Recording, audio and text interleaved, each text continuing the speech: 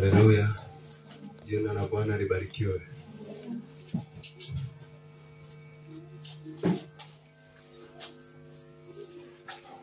Haleluya. Jina la Bwana libarikiwe sana.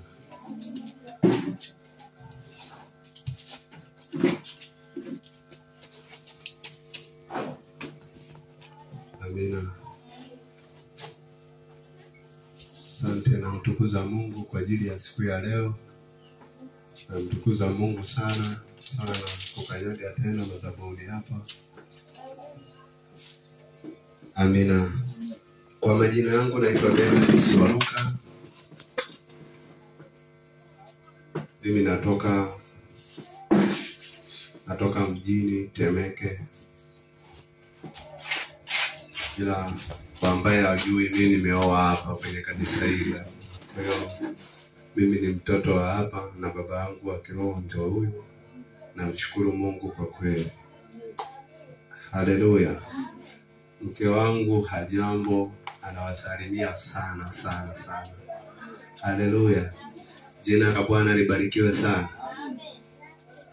Amina. Nichukue nafasi hii kuwashukuru wote, kumshukuru Baba pamoja na kanisa lote kwa ujumla. Niwashukuru kwa kweli. Ni imani kubwa sana. Mtu haumfahamu vizuri kumpa madhabahu. Ni imani kubwa sana ambayo ni imani ya tofauti sana. Kwa hiyo niwashukuru viongozi wote pamoja na Baba. Nawashukuru Baba na kushukuru sana. Na kushukuru sana. Amina. Haleluya. Amina. Basi bila kupoteza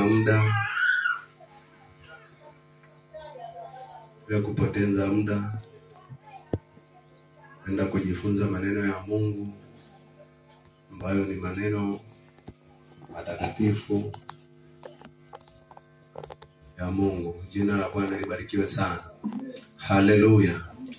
Amina. Nisikilize kwa umakini, na kama una daftari shika daftari lako ili kesho usije ukasema hukusikia wala hukuambiwa.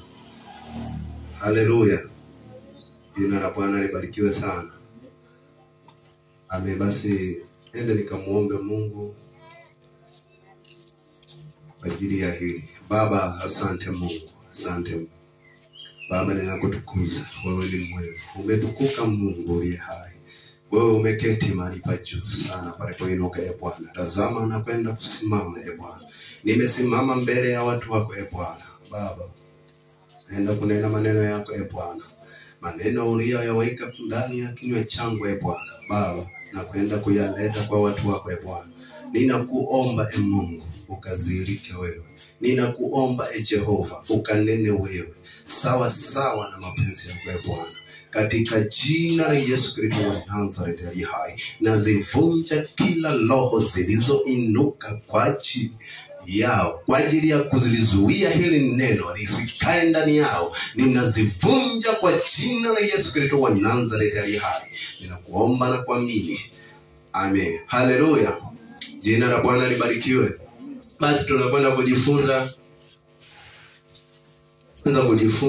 somo maneno ya Mungu. Kichwa cha somo, andika dalili za nyakati za mwisho na kurudi kwa Yesu. Dalili za nyakati za mwisho na kurudi kwa Kristo, na kurudi kwa Yesu. Jina la Bwana libarikiwe sana. Ni dalili zipi zitatuelekeza? Ni dalili zipi ambazo zitaonekana? Ni dalili gani ambazo tukiziona tutajua kwamba Yesu yu karibu? Haleluya. Jina la Bwana libarikiwe sana. Haleluya, watumishi wa Mungu. Unajua katika kitu ambacho makanisa mengi yamekisahau. Kitu ambacho makanisa mengi yamekisahau sasa hivi ni kurudi kwa Kristo. Jina la Bwana libarikiwe. Ni kurudi kwa Kristo. Kurudi kwa Bwana. Makanisa mengi yamesahau.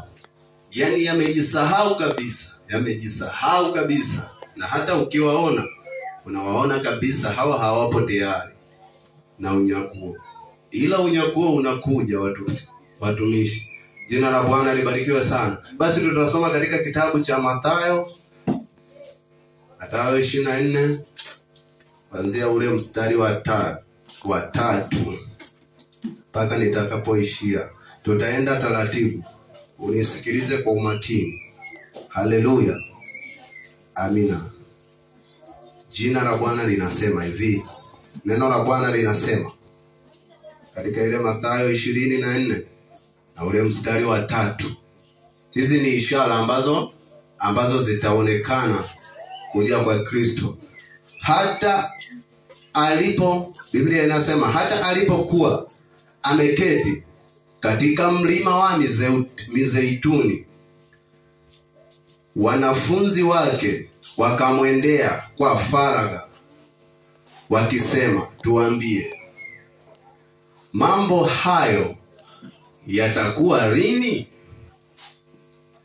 Nayo ni nini dalili ya kuja kwako na ya mwisho wa dunia? Wanafunzi walikaa faragha pamoja na Kristo, pamoja na Yesu, wakawa wanamuuliza. Walikaa pembeni, maana yake wakawa wanamuuliza, tuambie dalili ya kuja kwako ni nini? Tuambie dalili ya kuja kwako ni lini, na hayo mambo yatatokea lini? Nisikilize nikwambie, mtu wa Mungu, uzisikie hizi dalili na ujue tuko katika wakati gani. Haleluya. Hizi ni dalili ambazo Yesu alizisema mwenyewe, na akasema, maneno yangu hayatapita kamwe. Biblia inasema kwamba mbingu na nchi zitapita, lakini maneno yangu hayatapita kamwe. Nisikilize mstari wa 4. Yesu akawajibu akawaambia, angalieni mtu asiwadanganye, kwa sababu wengi watakuja kwa jina langu wakisema mimi ni Kristo, nao watawadanganya wengi. Haleluya. Nanyi mtasikia habari za vita na matetesi ya vita. Angalieni msitishwe, maana hayo hayana budi kutukia lakini ule mwisho bado. Jina la Bwana libarikiwe sana. Biblia inasema kwamba angalieni msidanganywe, kwa sababu wengi watakuja kwa jina langu, watasema mimi ndimi Kristo, mimi ndimi Yesu. Jina la Bwana libarikiwe. Amen. Haleluya. Wengi watakuja kwa jina la Yesu, watasema kwamba mimi ndimi yule ambaye nilisema nitaondoka nitarudi. Wengi watakuja kwa jina lake, yani wengi watakuja kwa injili ya uongo. Maana yake nini? Maana yake manabii wa uongo watatokea. Aya, niwaulize swali. Manabii wapo hawapo wa uongo? Naam. Amina. Kwa hiyo ni dalili ya kwanza, wapo. Leo hii wapo manabii wengi sana. Wengi ambao wanawadanganya watu. Leo hii wapo manabii wengi ambao wanawadanganya watu, wanawaragai. Kwa sababu gani? Yote ni kwa sababu ya yale yaliyotabiriwa. Yalitabiriwa kwamba watakuja kwa jina langu. Wapo. Leo hii tunawaona. Na kama huwajui, ngoja nikutajie sifa zao kidogo, labda huwajui. Kuna mtu unakuta anauza mafuta, kuna mtu anauza vitambaa. Yaani ukisikia mtu anauza mafuta na vitambaa, huyo sio mtumishi wa Mungu. Jina la Bwana libarikiwe. Kwa hiyo sasa hao ni manabii wa uongo, na leo wapo tunawashuhudia. Na leo wapo wamekuja kwa jina la Kristo, wanasema kwamba Yesu ni Bwana, Yesu ni Bwana, Yesu anaokoa, Yesu anafanya nini? Lakini ni manabii wa uongo. Jina la Bwana libarikiwe sana. Ni manabii wa uongo. Haleluya. Bado vita vipo, tunavisikia vinapigwa. Lakini hapo amesema kwa mbele, amesema kwamba msitishwe. Msitishwe na hayo matetesi ya vita. Maana vita havina budi kuja, yaani hivyo ni lazima. Leo tunavisikia vita vinapigwa, lakini amesema kwamba msitishwe na hayo. Yesu anawaambia dalili za kuja kwake. Yesu anawaambia wanafunzi wake. Jina la Bwana libarikiwe sana. Nitaendelea mbele kidogo. Haleluya. Mstari wa 7 anasema kwa maana taifa litaondoka kupigana na taifa na ufalme kupingana na ufalme. Kutakuwa na njaa na matetemeko ya nchi mahali na mahali. Jina la Bwana libarikiwe sana. Alafu mbele kidogo anasema kwamba hayo yote ndiyo mwanzo wa utungu. Jina la Bwana libarikiwe. Anasema kwamba kutakuwa njaa. Njaa itakuwepo. Alafu kutakuwa kwamba ufalme utatoka hapa kwenda kupigana na ufalme. Hizo zote ni dalili za mwisho. Nisikilize mtu wa Mungu. Hizo zote ni dalili za mwisho. Leo hii watu watatoka hapa, ufalme huu utaenda kupigana na ufalme mwingine. Leo hii tunasikia Urusi sijui na wapi huko na Israeli, vita bado vinapigwa. Urusi na Ukraine, vita bado vinapigwa. Kwa sababu gani? Ilitabiriwa kwamba mwisho yatakuja mambo kama haya. Na leo hii yapo. Tunayaona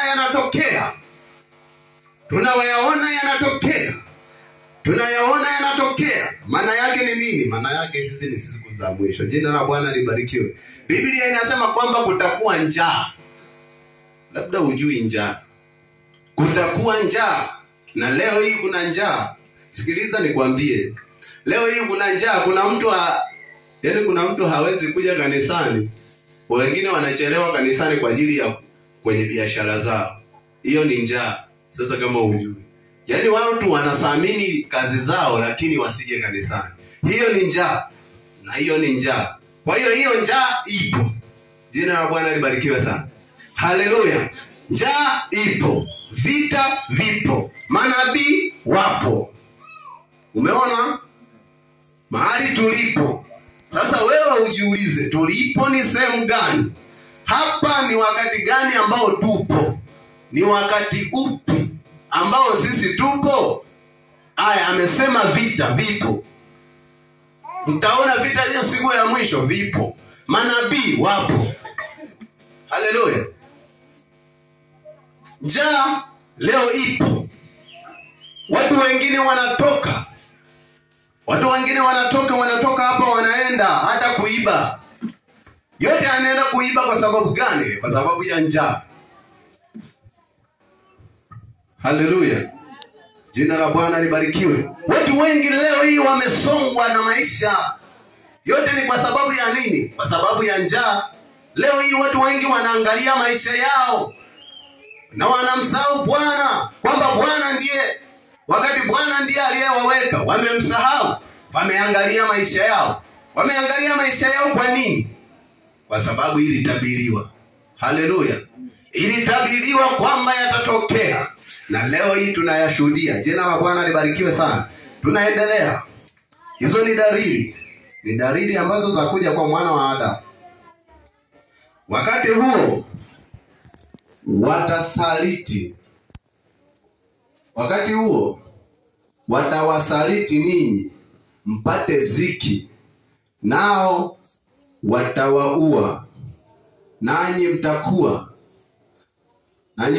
watu wa kuchukiwa na mataifa yote kwa ajili ya jina langu. Ndipo wengi watakapojikwaa, nao watasalitiana na kuchukiana. Haleluya. Jina la Bwana libarikiwe sana. Anasema kwamba watu watachukiwa. Watu leo hii watakuchukia. Baba alikuwa anafundisha, anasema kwamba mimi wananichukia. Alikuwa anasema wananichukia. Nikasema ndio, kwa sababu ilitabiriwa. Lazima uchukiwe kwa jina la Bwana. Haleluya.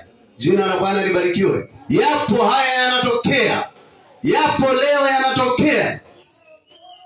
Wengi wamechukiwa. Wengi watumishi wa Mungu wanachukiwa. Yaani ukisema kweli tu basi wewe ushakosa marafiki. Jina la Bwana libarikiwe. Haleluya.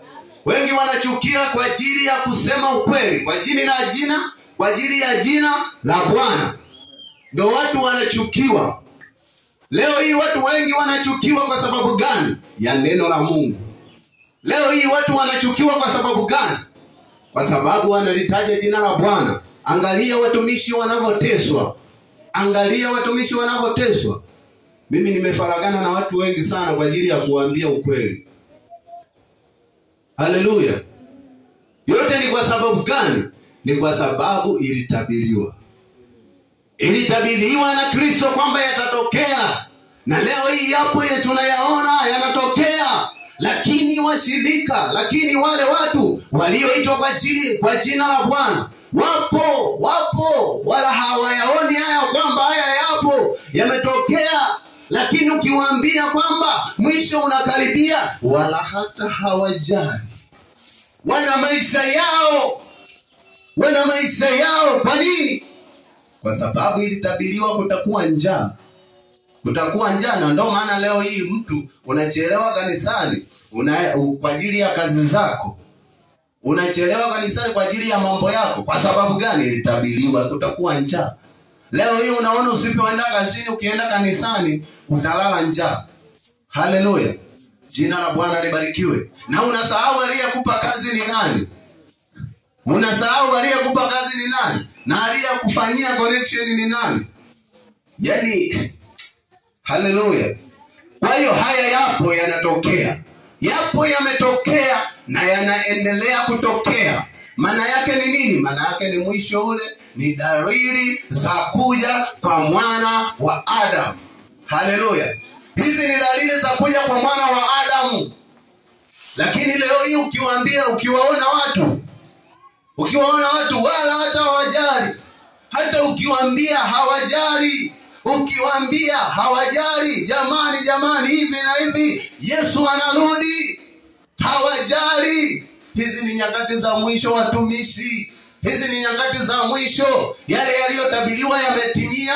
Haya yanaendelea kutimia. Jina la Bwana libarikiwe sana. Amina. Ninaendelea. Inabidi wewe mwenyewe ujifikirie. Je, haya yapo? Na kama yapo, hizo ni nyakati za mwisho. Dalili hizo za kurudi kwa Kristo. Sasa inabidi vipo vita vinatokea. Wapo manabii wa uongo wamekuja. Lakini Biblia inasema atakayevumilia hata mwisho, huyo ndiye atakayeokoka. Kwa sababu gani? Sababu hii itakuwa ni hatari.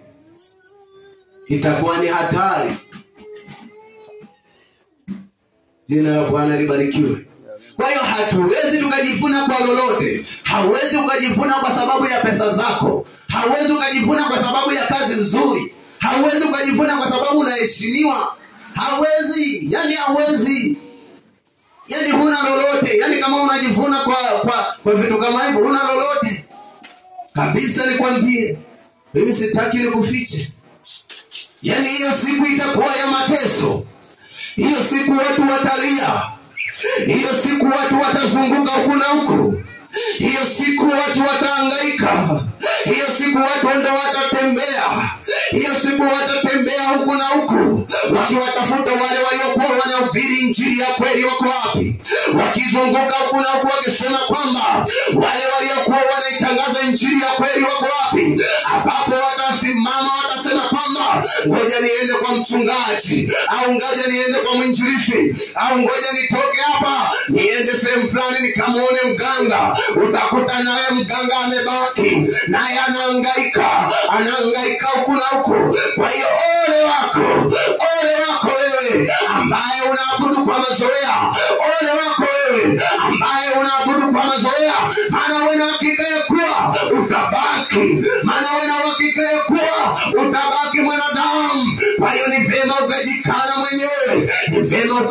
mwenyewe. na ukaubeba msalaba wako, nenda ukajikana mwenyewe na ukaubeba msalaba wako. Leo hii watu wengi hawajali. Ukimwona anaenda kanisani kama anavyojisikia, ukimwona yani anavaa anavyotaka kanisani, ukimwona yani anaweka nywele anavyotaka kanisani, ukimwona yani anajiremba anavyotaka kanisani. Lakini nisikilize wewe mwanadamu, watu wengi leo hii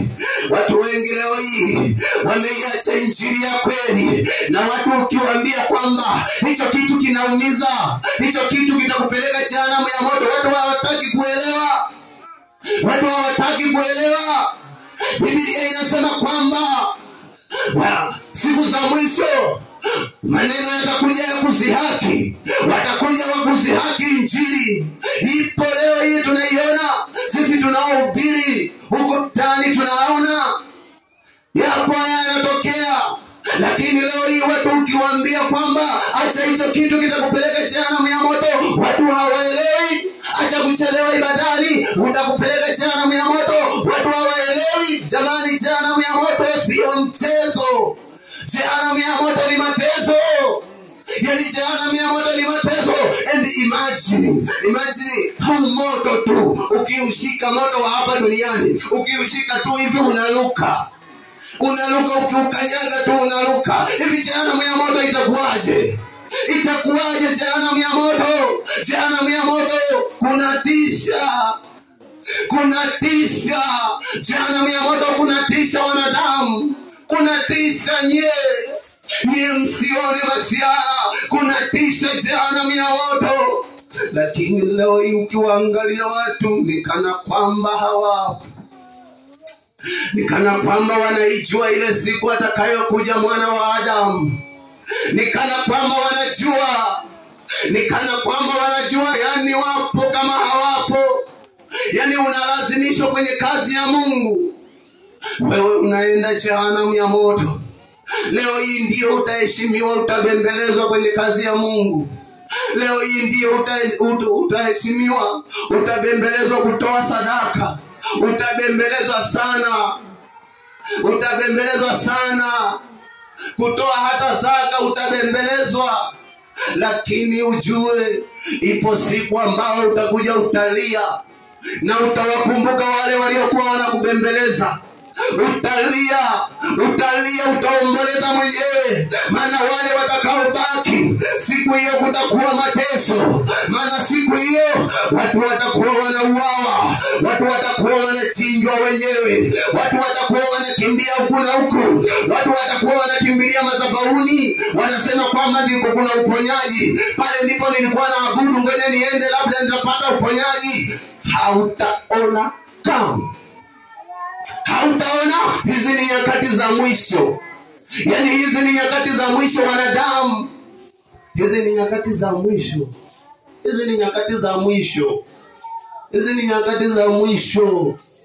Hata lini mtageuka? Lini utageuka wewe mwanadamu? Wewe uliyeng'ang'ana na dunia, lini utageuka? Lini utageuka hata umfae Kristo? Lini utageuka lini mwanadamu? Kwa sababu leo hii ndio unaheshimiwa. Ndio kitu ambacho mimi nachukia ni kuheshimiwa. Mimi sipendi kuheshimiwa. Sipendi kitu kama hicho. Haleluya. Jina la Bwana libarikiwe. Kwa hiyo wengi watatupwa na wengi wataachwa.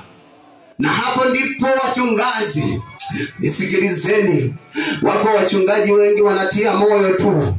Wengine wameliharibu kanisa la Bwana, lakini wapo hiyo siku watabaki. Na hata yule ambaye ulikuwa unasema kwamba amesimama, utamuona anabaki. Hapo ndipo utakapolia, na huyo amebaki. Kwa hiyo ni vema ukasimama, ukaitafuta njia ya kweli ya Mungu iko wapi. Leo sio wakati wa kucheza cheza. Sio wakati wa kucheza cheza, watumishi wa Mungu. Sio wakati wa kucheza cheza. Hizi ni nyakati za mwisho.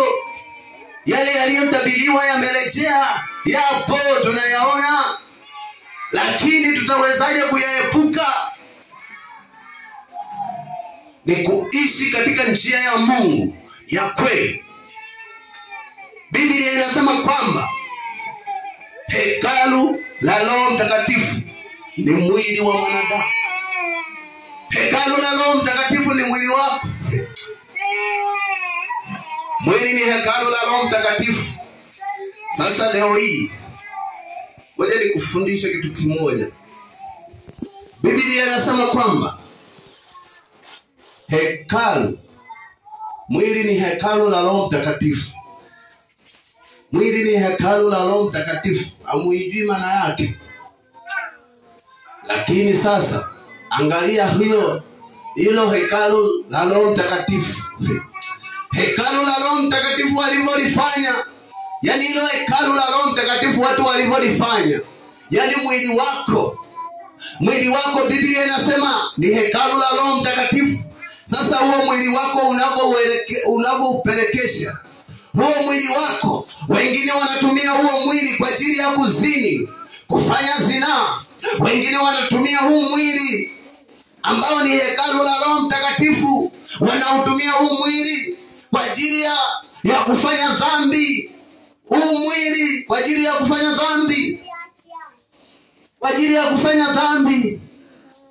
Yani watu wanautumia mwili. Na mwili wamesema kwamba ni hekalu la Roho Mtakatifu. Maana yake nini? Maana yake sasa hata kama ukiutumia mwili wako kufanya dhambi, maana yake umemkosea Roho Mtakatifu. Jina la Bwana libarikiwe. Mungu akuongoze katika hilo, kwa sababu yapo mengi sana ya kukosesha. Yapo mengi sana. Na ndiyo maana tunaomba uongozi wa Bwana urudi. Uongozi wa Bwana utuongoze. Kwa hiyo ni vema ukakubali. Na zipo nyingi sana, ishara nyingi sana zimetajwa kwenye kitabu hiki. Ukianza Mwanzo, ukikisoma kitabu hizi Mathayo 24, ukisoma sura yote, hapo ndipo utajua. Yani utajua upo kwenye wakati gani. Utajua kwamba sasa hivi tupo wapi. Yani hapo ndipo utakaa sasa attention. Yani hapo ndipo utakaa tayari. Leo hii watu wengi hawapo tayari kwa sababu hawajui. Yani hujui. Na ndio maana haupo tayari, haujali. Unabembelezwa kwenye ibada, haujali. Haujui. Yani haujui. Laiti ungejua wakati tuliobaki nao ni wakati gani. Yani wewe mwenyewe ungeacha vyote, ungekimbilia kufanya kazi ya Mungu. Yani laiti mngejua. Na laiti ungejua kwamba jana Mungu ya moto kupoje. Jamani, kuzimu kuna tesa. Kuzimu kuna mateso. Kuzimu kuna mateso. Na hii pumzi tumejaliwa tu. Unaweza ukafa leo unasikia mahubiri ukaenda hapo mbele tu kidogo ukafa. Aya, ukifa sasa na umeng'ang'ana na dhambi itakuwaje? Kwa hiyo ni vema kusimama kuelekea kazi ya Bwana. Simama katika utakatifu ni kusimama pamoja na Bwana. Haleluya. Ni kusimama pamoja na Bwana. Kwa hiyo hatutakiwi kufanya mchezo. Nyakati hizi ni nyakati za mwisho. Hatutakiwi kufanya mchezo. Hatutakiwi kuleta mchezo na kazi ya Mungu. Jina la Bwana libarikiwe sana. Laiti mngejua kwamba moto kunaunguza moto jehanamu. Jamani, nyie acheni tu. Bora tu uende sehemu nyingine, sio jehanamu. Yani nyie kunaunguza. Kuna mateso. Waliopo huko wanaumia, waliopo kuzimu wanateseka. Kwa hiyo ni vema ukasimama ukajua kweli ni ipi. Watu leo hii wamefanya miili yao. Yani wamefanya miili yao kuwa ni kama nini? Yani wameziharibu miili zao tu. Kwa hiyo ni vema ukaulinda mwili wako. Maana mwili ndio unasababisha kutenda dhambi. Bora ukaulinda mwili wako ili uokoke katika ile siku. Maana siku inakuja. Siku inakuja. Haleluya. Jina la Bwana libarikiwe. Hapo ndipo litakapotimia lile neno. Yapo mengi sana ibidi niyasome, lakini ninavyoona muda wangu hautoshi. Ngoja tu nikusomee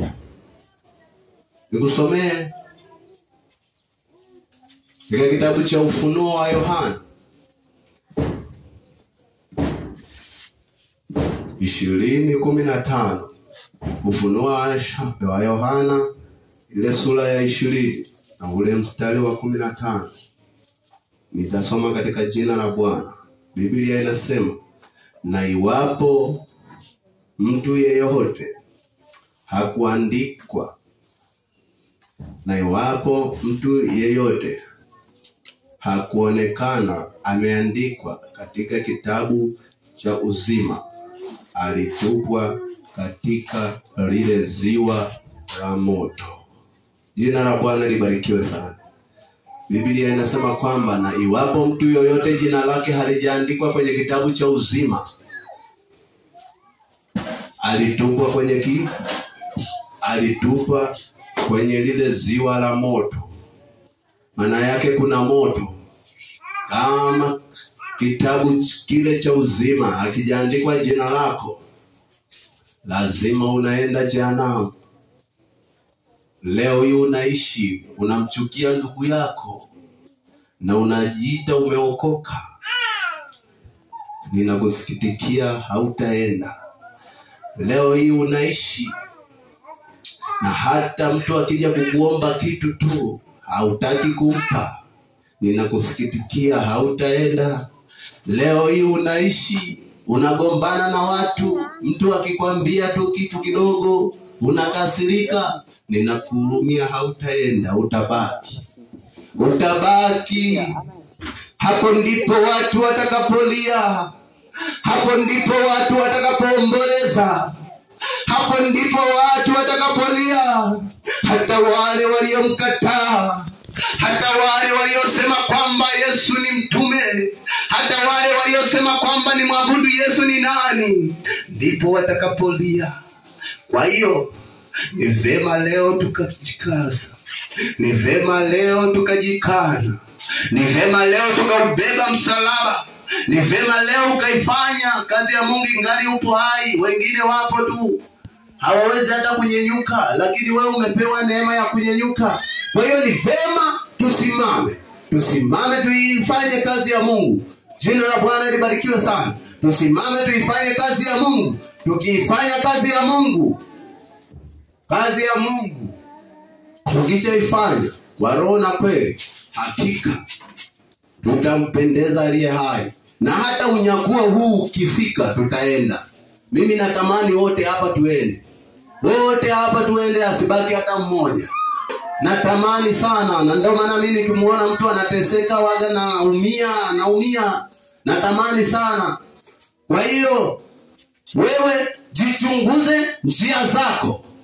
Jichunguze njia zako wewe mwenyewe. Njia zako je, ni sahihi? Mimi sijui, lakini wewe unajua. Yapo mambo mengi unayajua, unayafanya, na dhamiri kabisa inakushuhudia kwamba hiki kitu unachokifanya sio. Hichi kitu unachokifanya sio, lakini unaforce kukifanya na unamkosea Mungu. Kwa hiyo ni vema ukajichunguza njia zako. Ni vema ukajichunguza njia zako kwamba je, njia nilizokuwa nazo, hizi njia ninazoenda nazo ni sahihi? Na Yesu akirudi nitaondoka. Yani jambo katika mambo yote, yani abudu ukijua kwamba je, akija leo hii nitaondoka. Yani jikague kila muda. Akija leo mimi nitaondoka au mimi nimekosea wapi? Mimi sijajirekebisha wapi? Jitafuteni watumishi. Yani msikae kwa uzembe. Hizi ni nyakati za mwisho. Yapo yanatokea ambayo yalitabiriwa. Haleluya. Jina la Bwana libarikiwe. Basi naenda kuimba. Naomba tusimame tuimbe tezi namba 10.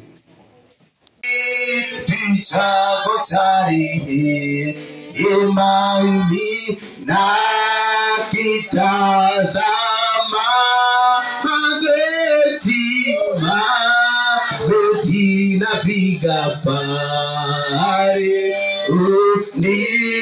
unisamehe. Yesu, Yesu, Yesu, Yesu, Baba unisikie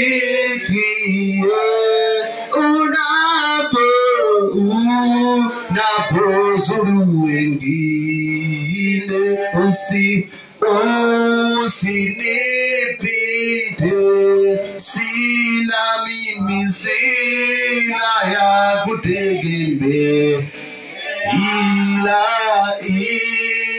wewe tu.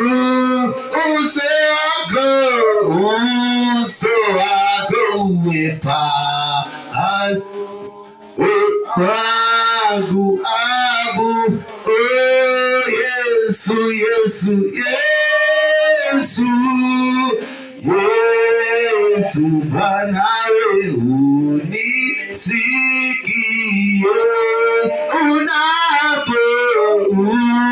unapozuru wengine, usinipite,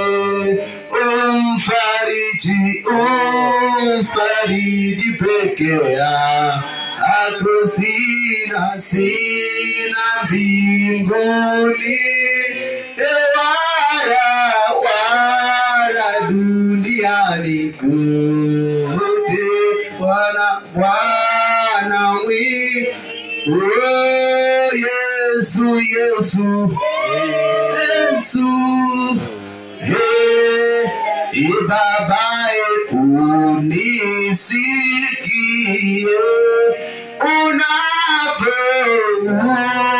unapozuru wengine, usinipite. Zitafakari njia zako, yamkini njia zako